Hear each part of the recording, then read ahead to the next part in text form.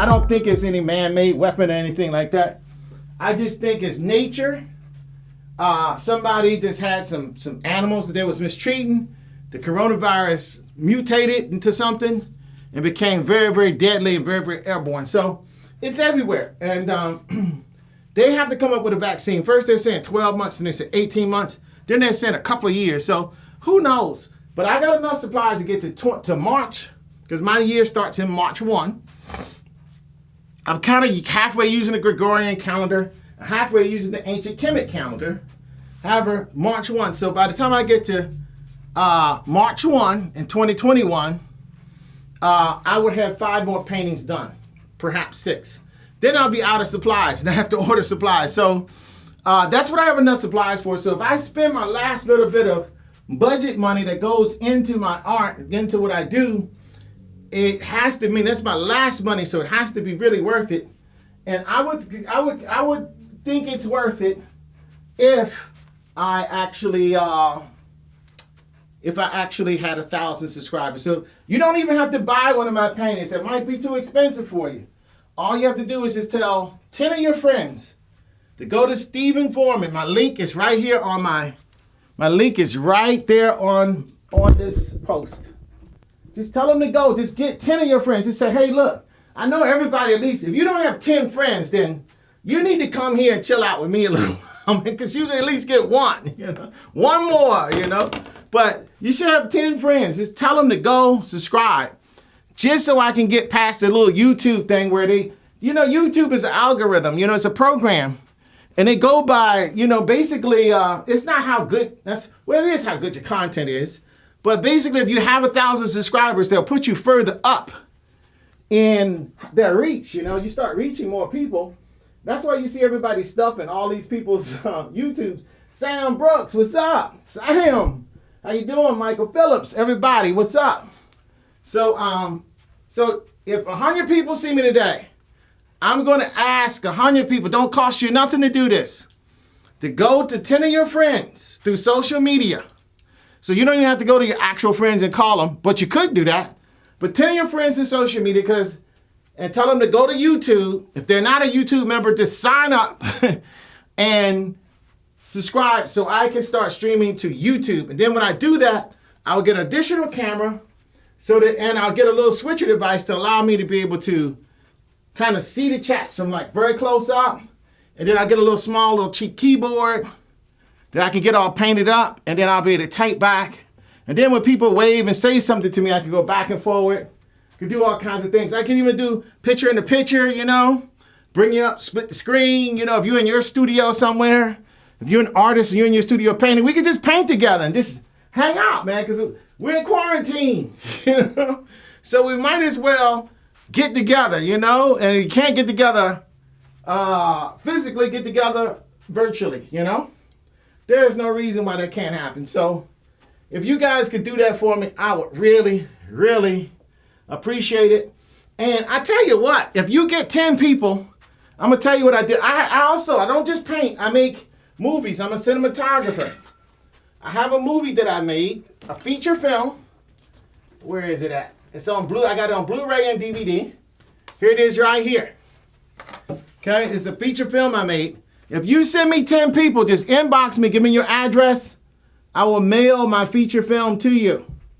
So I get 100 people to send me 10 people.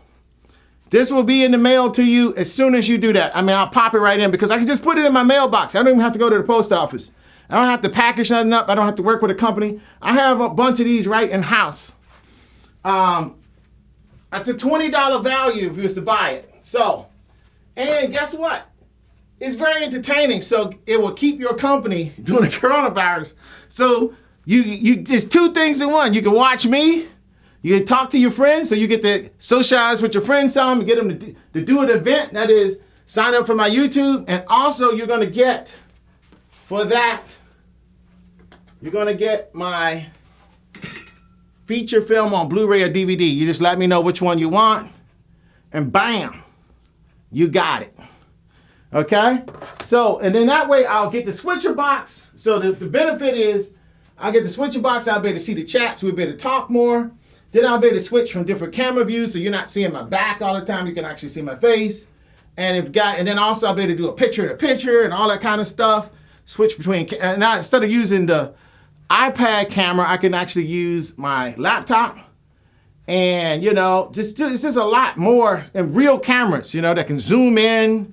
I get tighter shots I get one that's like a tight shot on the, I can even get 3 cameras because I have another little cheap camera. I get a tight shot on the artwork, and then I have one on me, and then one the overview, and switch back and forward. And I can just split those screens if I need to as well. So, it's going to help. It's going to help the production value. And like I say, if somebody want to teach history or something while I paint, that's cool with me too. I don't care. You can kind of feed off of what I'm doing some, we can work with each other, mi casa is su casa kind of thing, that kind of thing, So what I'm going to do is I'm going to do a little bit of fixing of my, I got some of my geometry wrong in this.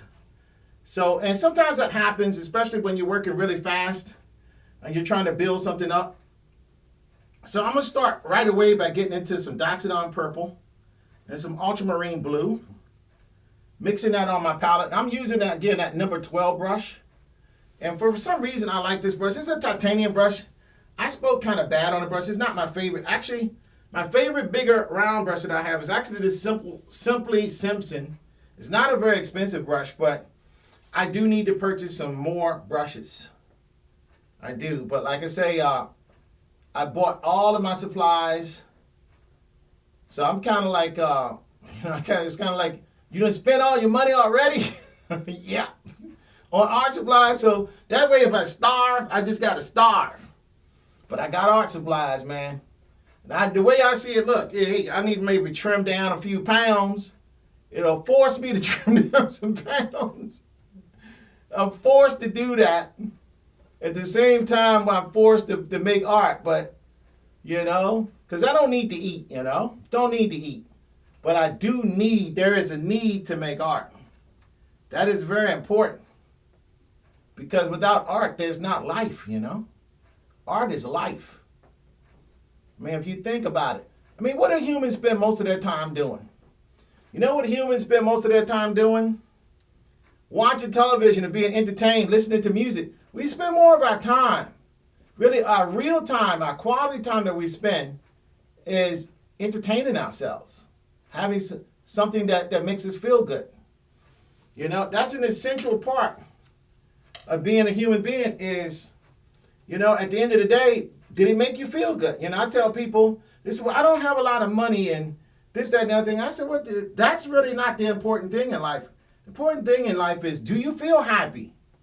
I mean, are you happy? And entertainment don't necessarily equal happiness, It doesn't. But a lot of times it does help. It helps get your mind off of problems.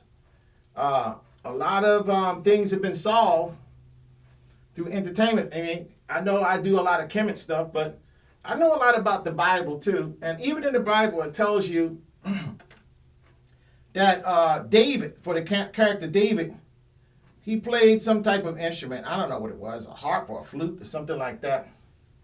But even though the King Saul, wanted to kill him, King Saul was kind of sad, man. You could tell he committed suicide in the end. He was not a happy person.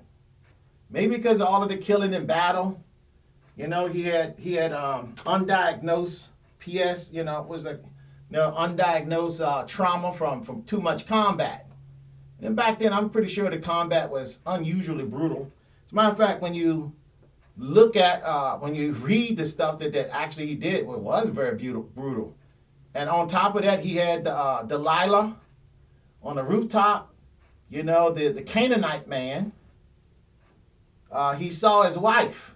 He was angry, so he put the Canaanite man in the front of battle because he was the king by this point, where he knew there was a very good chance that this dude would be killed.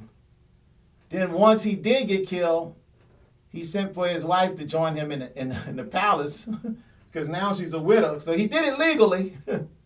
Now she's a widower, But nonetheless, the so-called the prophet Samuel came, and it was revealed to him by God to Samuel that this man only had one wife. Where you're a king, you have multiple wives, and you having all these wives, you killed his only wife. You killed him and took his only wife. And of course, the reason God spared David, he wasn't as heathen as the other heathens that he was killing, is because David admitted it. I mean, the problem wasn't that he did it, which actually was the problem. The problem was that what God thought was the real good thing that David did was that he actually quickly admitted that he did wrong and repented. So right there, they're trying to teach you, somebody who's got a guilty conscience. Whoever wrote the Bible must have been a warring country with a guilty conscience, because a lot of stuff has to do with doing some very heinous stuff. I mean, just despicably heinous. If you think about it, evil stuff, genocide an entire population, killing the women, children, babies, everything. As well as even the animals got to get killed. Even the animals got to die, And read it. That's exactly what happens. Kill the roosters, the chickens. I mean, they just went into a daggone village and jacked everything up. And so I'm thinking that somebody was really guilty, because this forgiveness thing had started even way long before Jesus. So whoever was writing the Old Testament probably also had their hand in the New Testament as well, because there's a lot of daggone killing. I mean, vicious, nasty. I mean, today it's up there with the Bundy and the Charles Manson type killing. That's what it is. And it's getting forgiven, just, hey, Charles Manson is good to go, man. Bundy, all these guys, axe murderers and whatnot, it's all right. We're going to see you in heaven, man. Which is really quite silly, So I really do think all of those Roman soldiers and all those Greek soldiers that jacked up all those innocent people start getting a bad conscience, And then that's when the Jesus character was invented. They start really want to emphasize forgiveness, because they knew about it with David. So if David was supposed to happen very, very far in advance of Jesus, I mean, we're talking thousands of years between David and Jesus, then this concept was simply renewed once it got to the point. And then look how vicious the Jesus character was killed. I mean, they just couldn't kill him. I mean, they boiled them. I mean, basically everything. But actually, to tell you the truth, they did worse things to African Americans during slavery. And it seems like the same MO. It seems like the same kind of European type of individual. This time it was the Englishman, jacking people up that really ain't had nothing to do with anything. These people are just in their village minding their business. And okay, by the way, get on this ship. We're going to take you somewhere. We got a lot of work for you to do. And we're going to treat you like crap while you're doing it, by the way. I mean, we got a lot of work, but we're going to treat you real good. That's one thing. But we got a lot of work, and we're going to treat you like an animal. But that's completely different.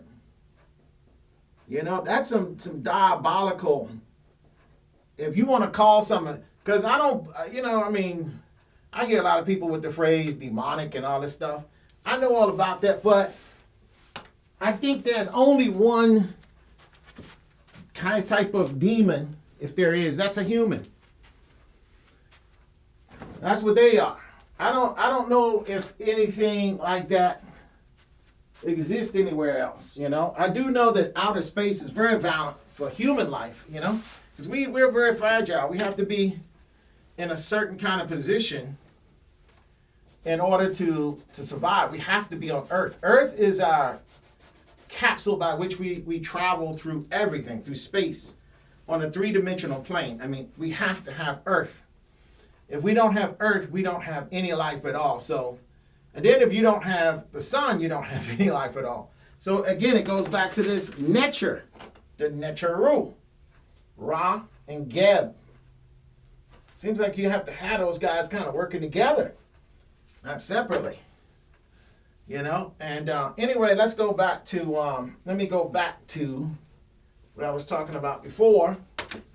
And that was, yeah, you got the David character just jacking everybody up. And, I mean, he was the most loved by God. He was jacking people up pretty bad. And it seemed like he was more loved because he jacked up a certain type of people more so than anybody else. And the Saul character, he was more merciful to other people. And God didn't love him so much because he was too nice to the enemy. That seems like a man kind of thing. That doesn't seem like a God thing to me. That sounds like a man. You know, I see that now with military leaders and world leaders. If you jack up your enemy, I mean, a lot of times people, Osama bin Laden, you know, people will celebrate because the enemy is gone, or somebody they perceive as the enemy is gone. You know, no longer here. People were celebrating because, Saddam Hussein is no longer here. Gaddafi is no longer here. These people are perceived to be evil by a certain group of people. Now, they're praised by the other people. The person who actually did it, he gets all over YouTube, and they're making movies about how well he killed somebody. I mean, you think about it, that's pretty daggone sick, morbid. You know, you had to kill somebody. Okay, it's your enemy. You had to kill him. You know, just like if you're eating to live, your cow, you have to kill him. But do you celebrate the kill? I mean, it's something you have to do because this is a bad person to you and yours. But when we get to the place where we have to be entertained, and part of our entertainment is celebrating killing, I think the culture is starting to go a little bit awry. I think the culture is going back down. Maybe that's why the powers that be allowed the coronavirus to do its thing, so to let people know that life is actually precious. I mean, the way you work and thinking about things, nothing's ever happened to you, so you don't think about it. But now all of a sudden, when something can happen to you, the thoughts start happening different. You know, you start considering others more because something is actually happening to you now. And see, when something is happening to somebody else, that's not you that's suffering. So guess what? You don't worry about it. You know, you don't have to worry about that. That's not me. I don't have to worry about that. That's the other people. This stuff never happens in America. We're always safe from that, you know? And a lot of times we have attributed that to, you know, maybe God favors us. Well, in this case, is God favoring us now? Maybe God's not favoring what's happening now.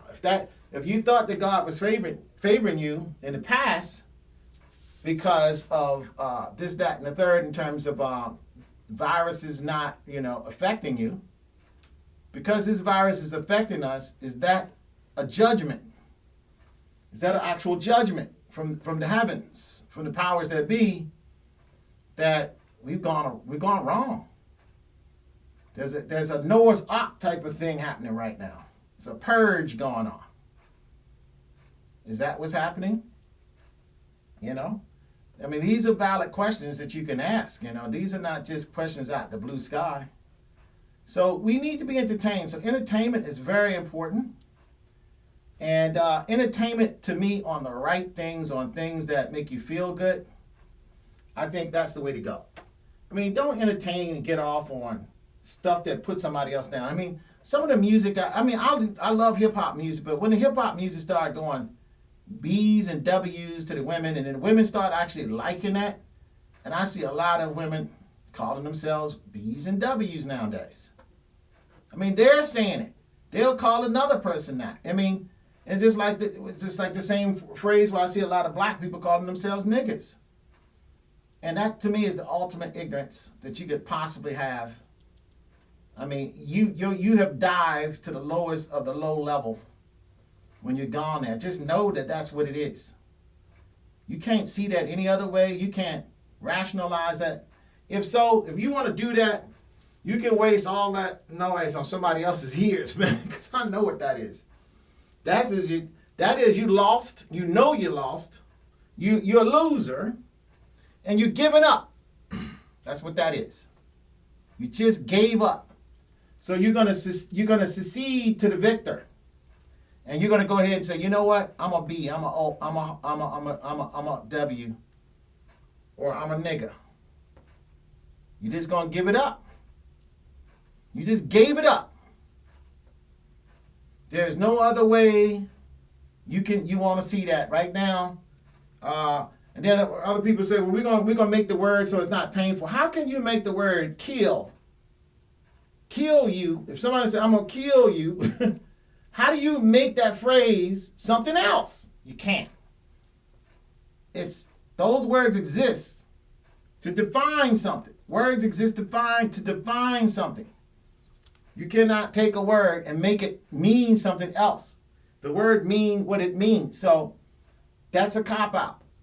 That's a cop-out. And like I say, if you believe it, then, man, you're easily fooled. If you believe that piece of information to describe why somebody's going to do that, then I have some property in Florida. They used to say the swamp property in Florida. I have some swamp property in Florida I want to sell you. You know? Then you get there. You know, this is way before Disneyland. You get down to Florida, you can see that, man, it's like almost like half the state is swamp. It used to be Florida. Half of the state of Florida used to be almost swampy. Swamps. Just like the Everglades and whatnot. I mean, which is everywhere you go was swamp. And what they've done is they built everything up and put some topsoil down there. And I mean, you still can't dig any wells too much around there and get fresh water. It's brackish waters. Seawater mixed with fresh water. It's just not enough there. So Florida probably at one point was underneath the ocean, and just recently, when I say that in the last maybe 10 to 100,000 years, kind of popped up above land, above sea level. But yeah, you know, I mean, you're real gullible, you know, and like I say, it takes a little bit to actually to dumb down the whole culture. It doesn't take a little bit. It takes years, and the most powerful programming you can have is music. Music permeates the soul. Art permeates the soul. All art can go deep into your psyche, into your emotions, into your spirit, into your soul, and affect and change that. You know, but see, why do they have a war when the guy's playing a drum and the guy's blowing the bugle? All of a sudden they hear the bugle and all these guys is near death. Get up and start fighting. Hello, Lee McCormick, how you doing? Camilla de Lamba, que pasa? What's up? How you doing? Good to see you. I don't know where you're at, but it looks like fun down there, man. But anyway, yeah, so, you know, you got those things going on. I'm waving back. You know, you wave to me, I wave back. But if you know 10 people, send them to Stephen Foreman YouTube. And what I would do for that is I would give you, let me get, where did I put it? Where did I put my movie at? Well, I'll put it somewhere. I have another copy. See, I got a bunch of copies. I have it on Blu-ray. I'm a cinematographer as well as a painter, as well as a sculptor. I do jewelry as well. I just do anything that has to do with making images. This is my movie. I will send this to you for it don't cost you anything. All you have to do is send 10 people to my, and then tell me you sent those 10 people so that I can get 1,000 people on my YouTube. I'm Stephen Foreman. I have links here on this post. Then if I get 1,000, I'm going to get a switch so that if you guys wave to me, if you want to say something, you can see my face. I will have a screen here and switch to, I'll have two screens where you can see my face and then you can see my backside, you know, as I'm painting all day. Of course, you can see all the paintings. I like the fact that people can see multiples of my paintings. You got that one, that one, that one. There is a bunch of paintings stacked up back here. There's a painting over here too. I don't know if I want y'all to see all that, but I'll pan over it, I guess. It looks a little sloppy. I don't even know who's in here. I have some paintings kind of hiding over there too. So paintings all over the place and in other rooms too. Paintings, paintings, paintings, you know, all over the place. Okay, so anyway, but I have films too. This is my editing station here, where I edit films that I make. So I'm an independent filmmaker also.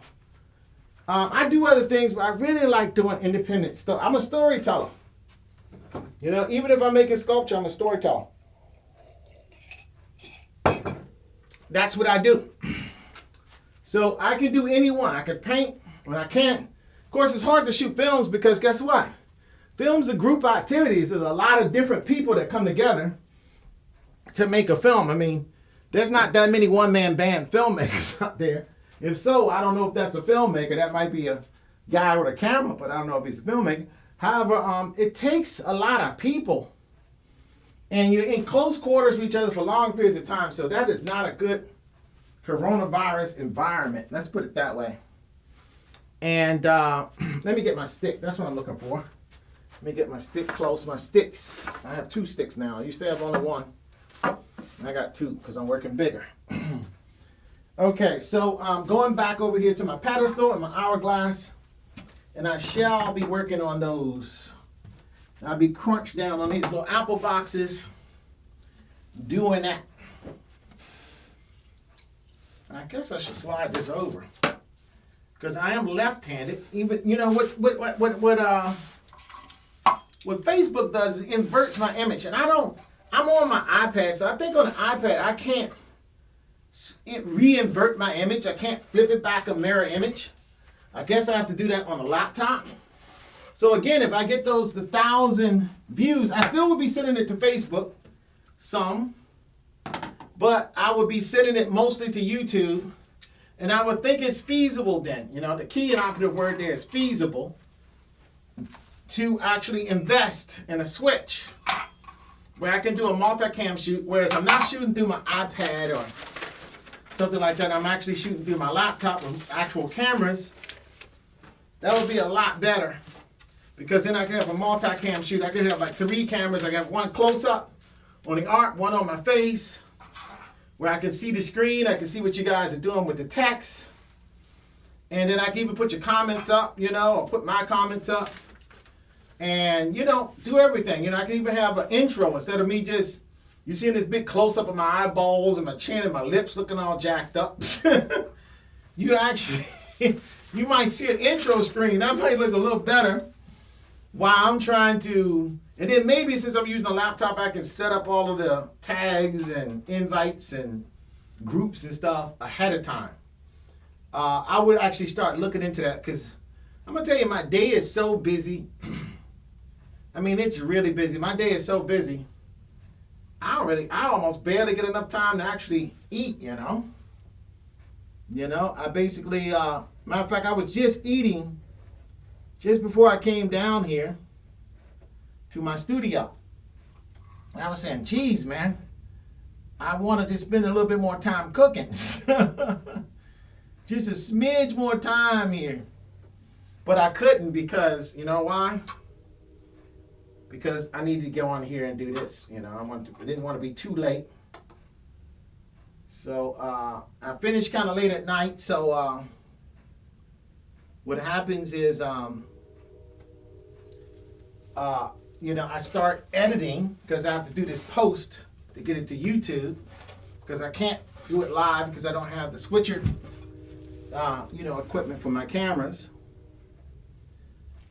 So that would help me a lot if you guys could do that. I would really, really appreciate it if you could get 10 people to go to my YouTube and then just let me know you did it. Give me your address so I can have somewhere to ship it. And I'll ship you my movie.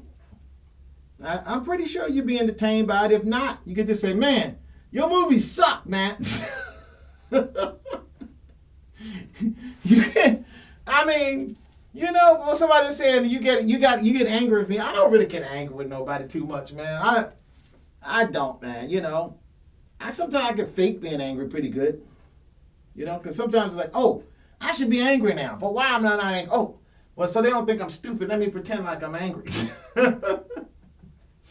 But actually, I don't really get angry, really angry, you know. I have to do pretend anger. And but I got good at it. I mean, some of my people that know me, my friends, oh yeah, I really ticked Steve off. He's gonna be upset, and I'm not really upset. Then I said, oh my gosh, Joe over there, he really thinks he really got me angry. He's expecting me to be upset. So I go, oh Joe, you shouldn't have done that, man. I'm really upset, man. I'm like acting. I'm not even upset about it too much. Now, sometimes I do get upset. Now, I shouldn't say that.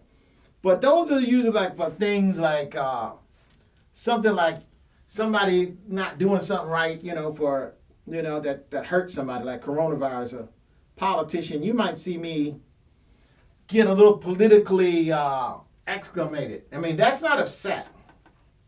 I'm still not upset. I'm just acknowledging something, That's really all I'm doing. It's really still an analytical acknowledgement. It's not so much emotional.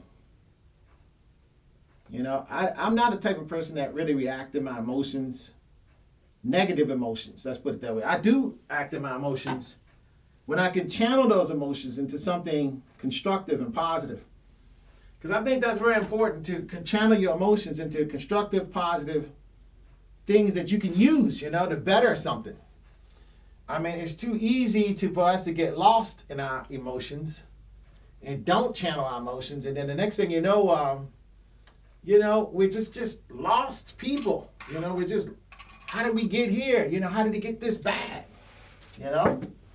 So you wanna make sure that you stay. Really, really. I'm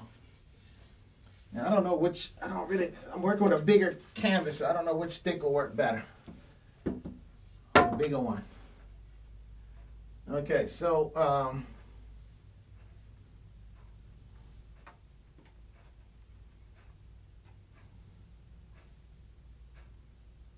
used to working on like the 40 by 60 inch canvases.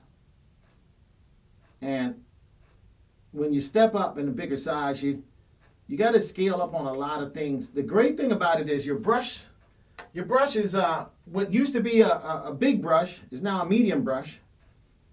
And what used to be a medium brush is now a small brush. And a small brush is a really small brush, which allows you to be able to really get your details kind of nailed down pretty good. That's the good part about it. Scaling up. Now, the bad part about scaling up, you're using a lot more paint. You're using a lot more medium. You're using a lot more everything. You're using a lot more canvas, a lot more wood, everything, and a lot more energy. A ton more energy. But I don't mind using the energy. I don't mind putting that part in. That's my dues. That's what I have to do. The other part does take away from, other things you could be doing, Well, I could get a better studio, a better house, to work out of. I could do this, that, and the other thing, so I don't have to look so struggly, Not that I'm really struggling, but I don't have to look like I'm struggling, So it's not so much what's actually happening, it's the look. It looks like you're struggling pretty tough over there, But it's coming along. The progress on it, I'm liking, and I'm getting it in shape, Merrily, oh, down the stream,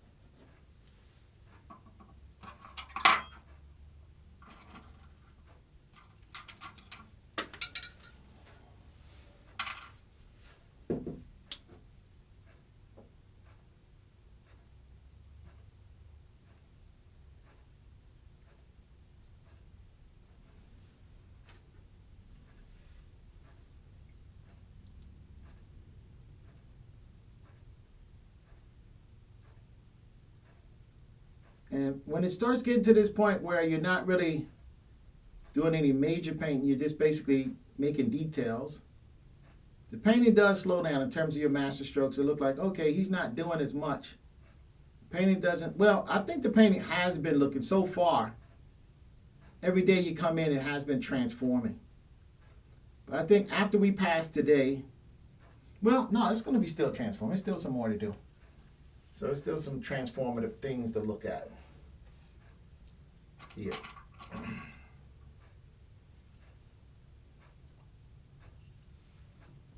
So there's still some very interesting things. I think this particular painting, unlike the other one, it's going to be pretty much interesting all the way to the end. I think so, because I know what's going to be next and next and next. And I still think there's plenty more interesting steps still in store. Interesting steps in store. The other one was like, it was a lot of details in it. So once I had the blocking done and certain things done, it's like, God, dog, I'm really I'm in a quagmire of details here.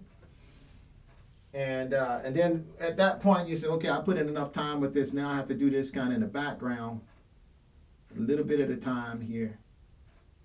But I don't want to spend a whole year just on one little painting, you know? That's just too much. Too much time for one painting. Especially if you're in the beginning of the year. You know, it's different when you already got a bunch of work done. And what you're trying to do at that point, at that next point, is to just kind of consolidate your work, make sure it's all real good, you know, because it's just before it's ready to go out to a show. Well, you know, that's before you're ready to go out to a show, but what happens when there's no show because nobody's giving shows anymore because Mr. Coronavirus? Well, that means you're just in the studio painting. And all you're going to be doing for quite some time is just making paintings. Actually, and that's really good because it slows the train down. You can cut out some of the extra administrative things that you might used to be doing, that you basically always felt like you're wasting time doing anyway. And you can just focus just on the art. So it's a little bit of a pleasure to it, I guess. You know, there's some pleasure to it as well as, you know, like I said, the glass is half full, not necessarily half empty. But I'm using fairly small brushes at this point, going in and just tightening up some things, you know. Get everything nice and tight. I think I always have certain days to do things. I'm a type of person where I like to make order, you know. You can almost set a clock to me, you know. I mean, I'm not predictable. I mean, it's not my nature to be predictable. It's not really my nature, but I've learned to be this way, you know. I learned to be, you know, if you want to get something done, if you constantly going around for like 20, 30 years, you always have to actually make something, you know. It's different if you go to a job and that's the job, and you go, okay, this is the job. This is what the job entails. And then you do that, and you get up at a certain time, you get to work. You know, that's one thing. But it's completely different when you actually have to create something, you know, like a painting. And you're not really getting anywhere unless something is created. And see, that's a different kind of dynamic. And when you like that, you realize that nothing is going to happen unless you make a move. Nothing. I mean, nothing will happen. And then you start getting your life kind of very regimented because you realize, you know, just like the hands in the clock is always moving, you have to stay moving to keep up with that. Because the world's not standing still. It's like, you know, what they want to know is, what have you done for me lately? What new work you done? Yeah, I've seen your old work. Yeah, I saw that. Know all about that. Where's your new stuff at? It's like, well, Can I just rest a little while? No, make some new work. Well, nobody's interested, that kind of thing. So you kind of learn how to regimen yourself, You're trying to learn how to add order to yourself. Because you realize that order is prosperity. And order is prosperity. And the lack of order is becoming impoverished. So it's a real quick way to learn how to keep some order going. And that is if your work is based on production. I think you develop a different way to view things. You develop a different way to view things.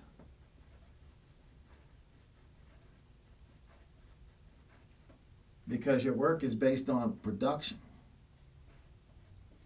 So you feel like you got to produce.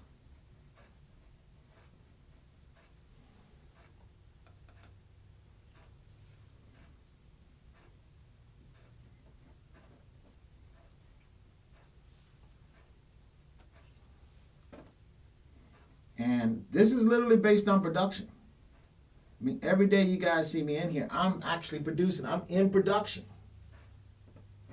Just like if a person was in a studio making his music, I think you see those guys on stage, it looks very impressive. But I think a lot of times when we see some of our musical producers, we don't realize these people spend a lot of time in their studios. Then they just have to fix it up. Then they come out and bada bing, bada bing, and do this performance. Perform all the stuff they did very laboriously in their studios. Very laboriously. I think a lot of art is like that, even musical art. Now, a lot of it is just stuff where you just go to your garage. You say, guys, we got the band going. Meet my garage, And you just start playing, man. Start doing your thing. I think that's one aspect of music production. But that's when it's like on a grassroots level. That's like at the homeboy stage, when you're just young. That's your young music stage.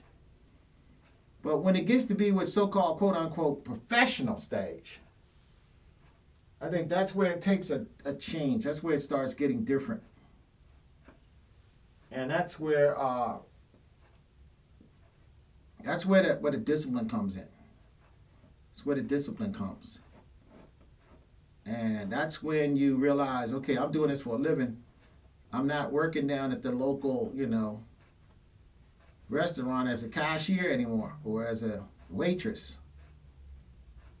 The only way I can actually make this is I got to sell the donuts. I got to make the product. Then the product has to sell. And if it's not good, it's not going to sell. So that's always the key, is to try to, okay, how do I make this good? How do I make my paintings good? Good enough for somebody to want to put up the money to buy it. Because, a lot of times people see certain things, they will buy it if they really, really feel like if they like it. But you want them to buy your stuff. So then the key is, how do you get them to buy your stuff? And that's the key.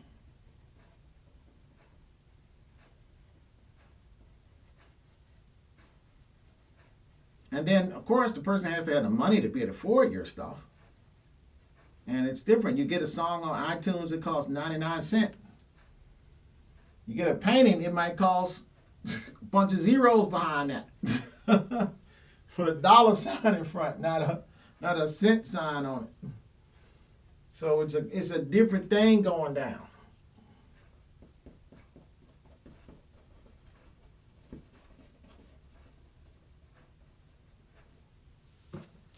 It's a different it's a real kind of thing going down, getting down.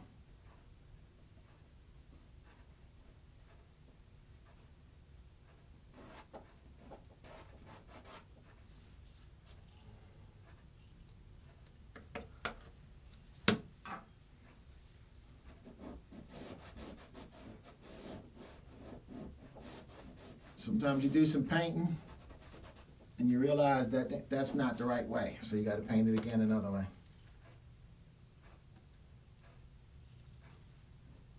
It usually happens for me when my paint gets muddy on me by accident.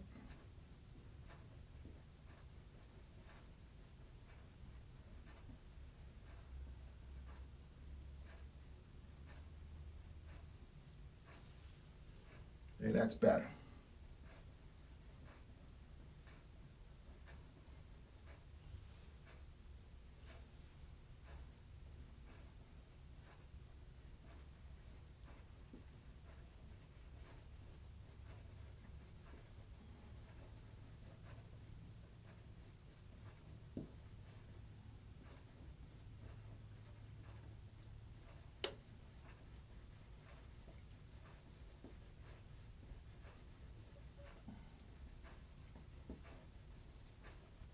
Okay.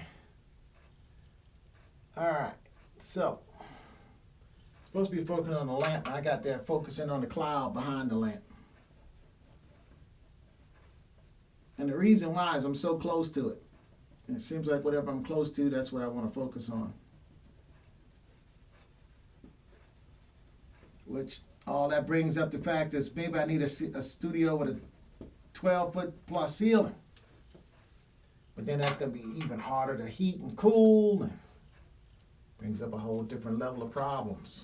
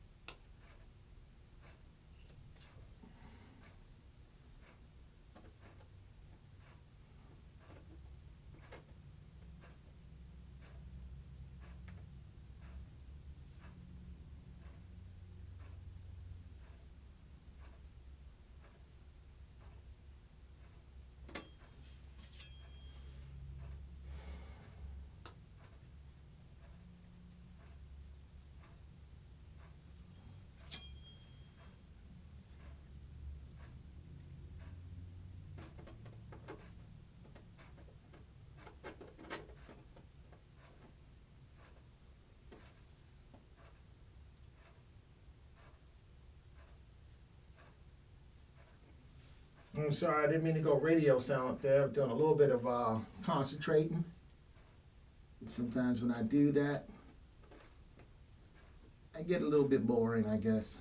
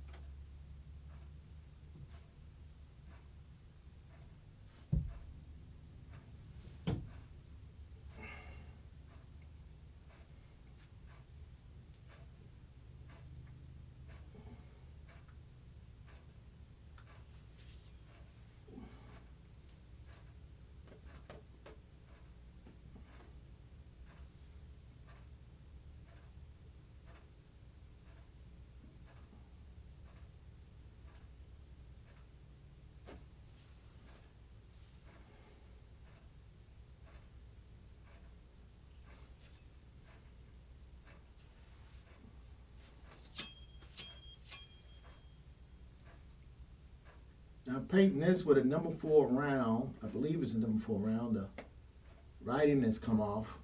Sable hairbrush. I'm using basically raw umber mixed with a little bit of cerulean.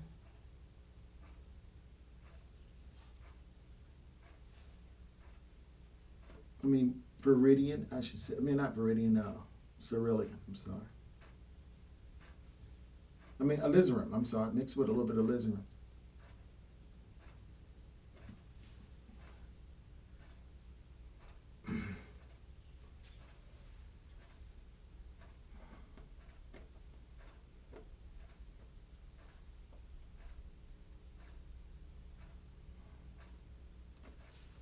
Okay. And that straightens out a lot of things in there. And now I'm going to get a little bit more into the, I really should just let that set up. And I think I'm going to just let these bit of nice straight lines I just made just kind of set up.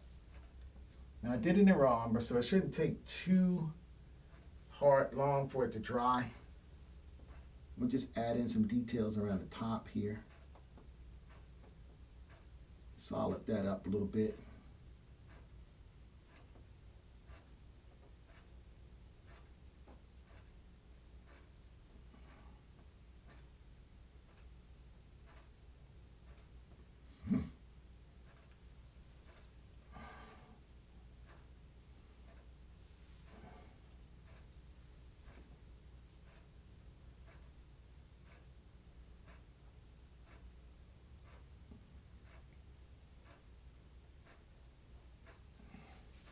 I'm just kind of working my way up here with this.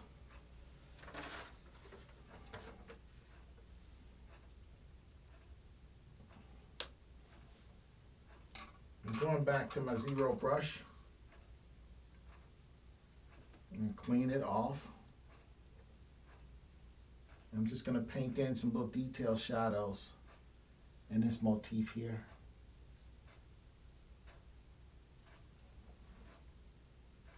And first I need to just study them real good to make sure what I think I'm painting is what I'm going to paint. Yeah, okay. I'm going to use that same raw umber. A little bit of alizarin in it.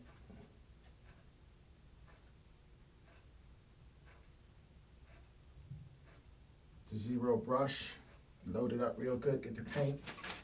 Not too thin, but not too thick. Still painterly. And get in here and just fill in some details. Again, what I'm doing is trying to paint in little teeny little shadows. And just to make sure I don't use my smaller stick now, because I'm in kind of tight here.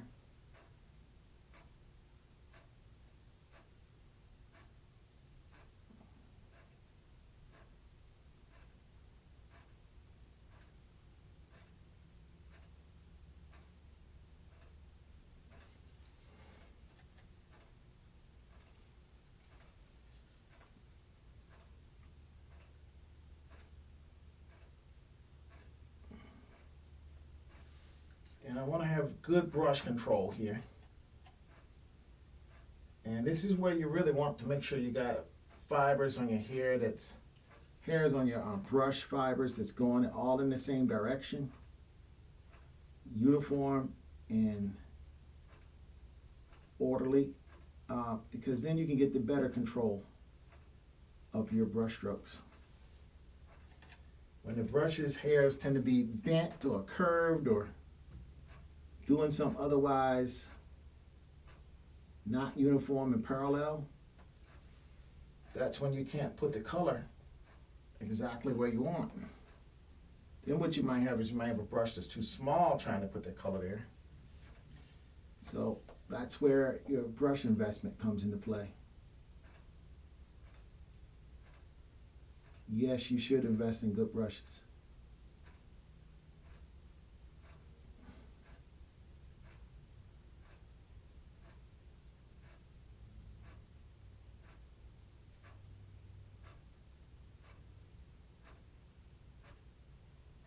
That's just like you buy a Rolls Royce, and when you want to get an oil change, you take it to Jiffy Lube. I think you better take it to the Rolls Royce dealership. Not that a lot of people is driving Rolls Royce, but you get a Ferrari or a Lamborghini, you definitely ain't gonna take that to Jiffy Lube to get worked on. Get your oil change. You're going back to the Ferrari, Porsche, Lamborghini dealership. And there's going to be a specialist there that deals with those type of things. And they're going to take extra special care of that extra special engine and that extra special automobile. So if you're going to be making masterpieces that's extra special, you want to use extra special tools to be able to take care of those masterful design strokes you're going to put in, those masterful brush strokes. So a lot of times people have like, oh yeah, I can just use some cheap brushes. Well, and if you're painting a certain way, yes, I guess you could do that. You could use cheap brushes. A lot of painting tools you can make, like my sticks. I made my own sticks. My own painting sticks, I made them myself. They're not that hard to make. In fact, they're fairly easy to make. However, brushes, it's a little bit different. You kind of want to do a little investing there on that part.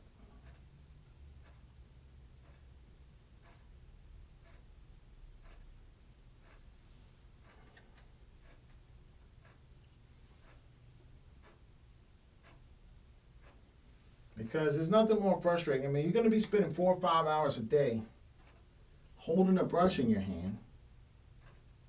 You're probably going to want to hold something that's nice, that feels comfortable, easy to use, And you're trying to make these little intricate shapes and marks and brush strokes.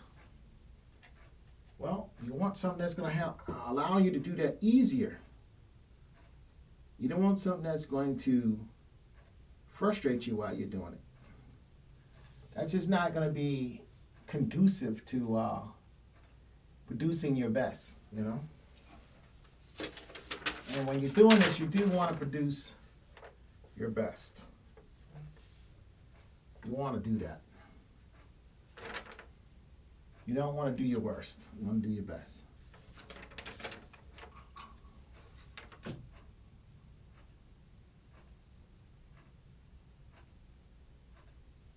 And you don't even want to do mediocre because, like I say, these paintings are going to outlast you. I mean, these paintings are going to be here.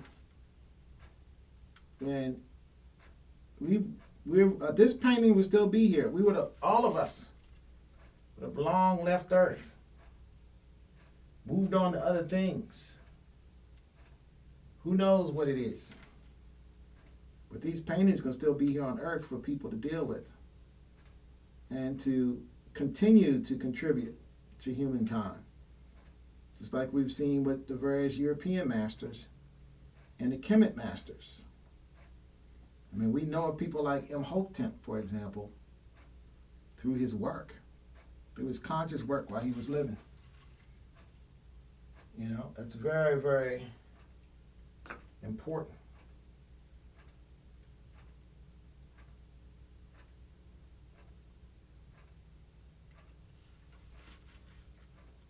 For us to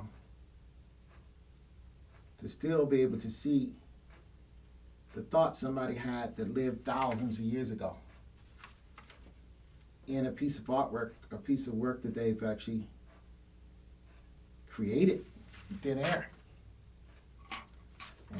That's a powerful thing, I think. That's a very powerful thing to be able to work through the generations like that.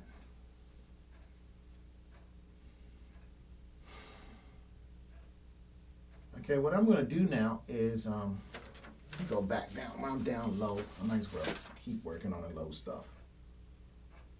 I am low, so work on the low stuff. And I'm doing pretty good with this small brush. Why not keep doing good with it?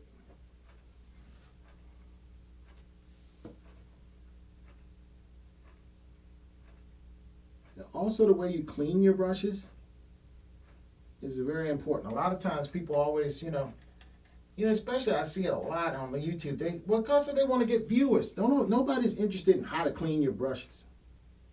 Buddy, just get some soap and water, get the scrubbing. But I got brushes in my quill over there that's 15 years old. Some are older than that. Most of them are about 10 years old. I mean, they still are my favorite go-to brushes. Because I take care of my brushes. And I've gotten used to those brushes. And I feel like I can paint better with certain brushes. And when I have a certain challenge to produce something, that's the brush I go to.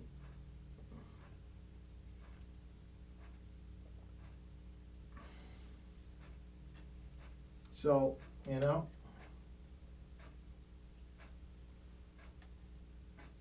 cleaning your brushes is very important because it will definitely have an effect on how you paint with your brushes. Or what's going to happen is you're always going to be buying new brushes. And that could get expensive, especially if you like to use quality brushes. Or what's going to happen is you're going to start just saying, I go through so many brushes. And you're going to use cheap brushes all the time. I'd rather just buy a nice quality brush or 2 or 3 and clean them. Take care of them. Because a quality brush is still going to be a quality brush. Even 10 years down the road. Some wear and tear happens to them, but their hairs.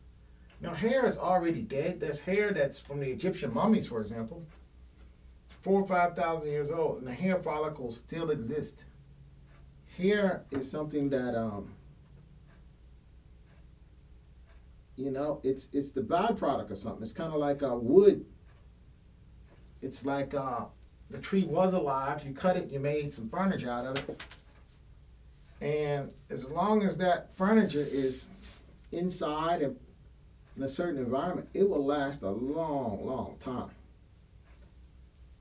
as a piece of furniture. But it started out as a tree. Same thing, you build a house, that wood will last maybe 100 years that you built that house with. The person who built the house, who lived in the house, is long past. I can go out to the country, I see the old houses that the old folks built back in the day. And those houses are still up, some of them. Not all of them. My great-grandfather's house is falling down. Of course, that's not my grandfather's house, my great-grandfather's house. My grandfather's house is still up. But we're talking about my great-grandfather. You're talking about something that was built in the 1800s. 1800s. Just recently fell down about the last hurricane that came through, big winds came through, and it blew it down. We're not even talking about something that was built in the recent 1800s, like 1890s. We're talking about something that's probably built right around the time of the Civil War, shortly thereafter or shortly before.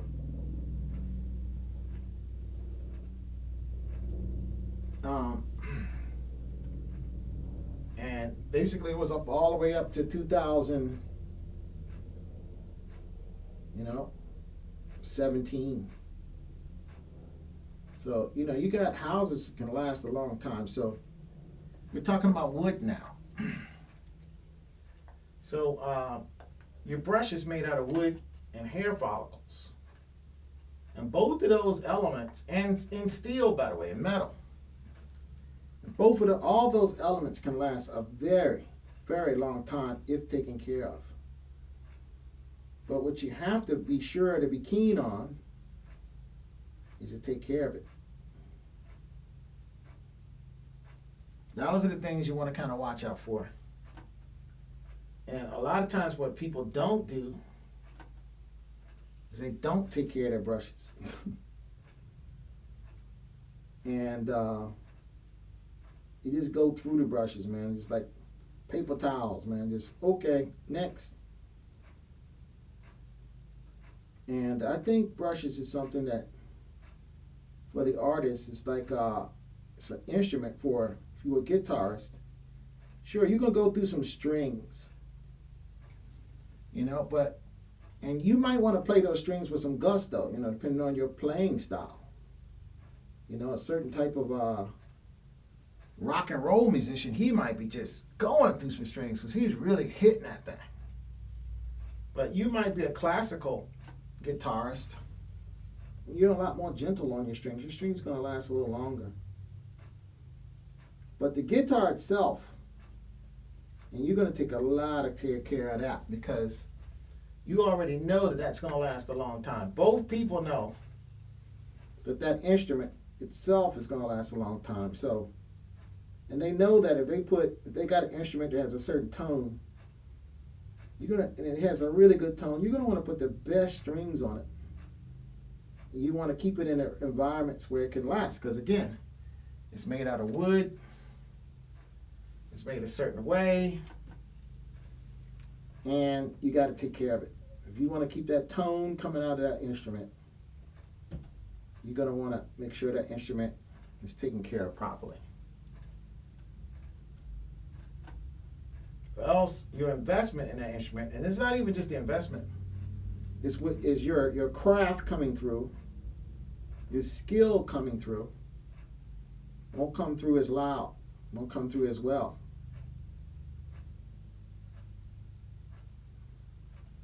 Because you don't take care of your stuff.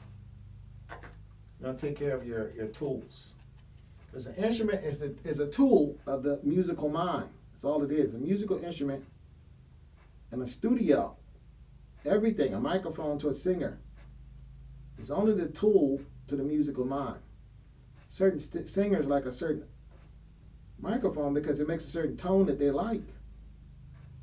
They know the tone when they hear it. They might not even know what the microphone is called.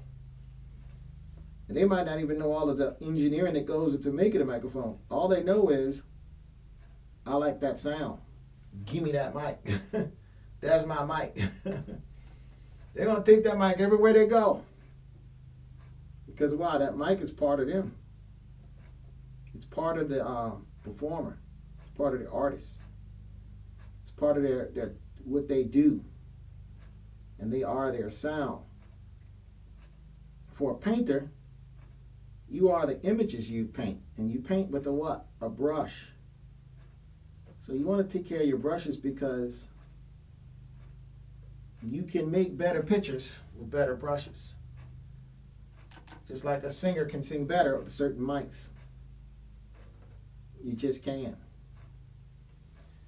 So, yes, you can make a bad brush work in some situations. But you also can make good brushes do better. Oftentimes, more oftentimes than not. You can.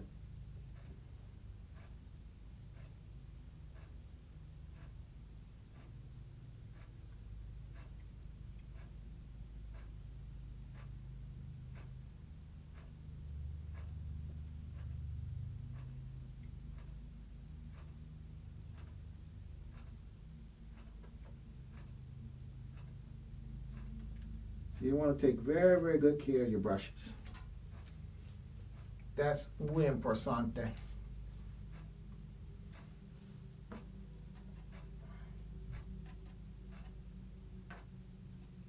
Muy importante.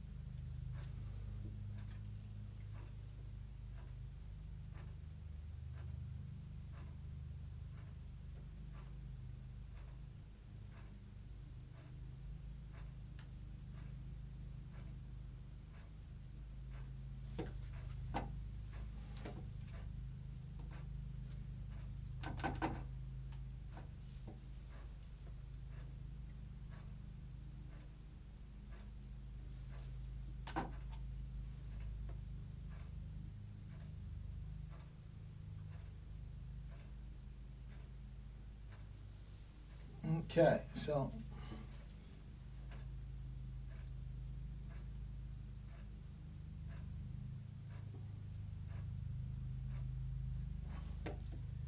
again, you want brushes that hold its cohesiveness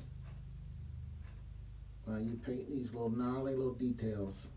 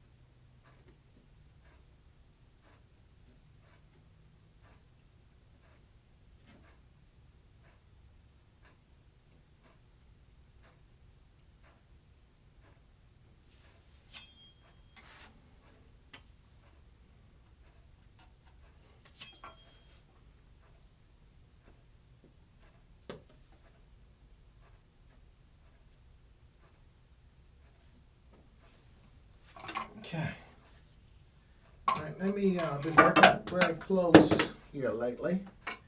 I think I'm just gonna back off just for a second. Just take a look at what I'm doing.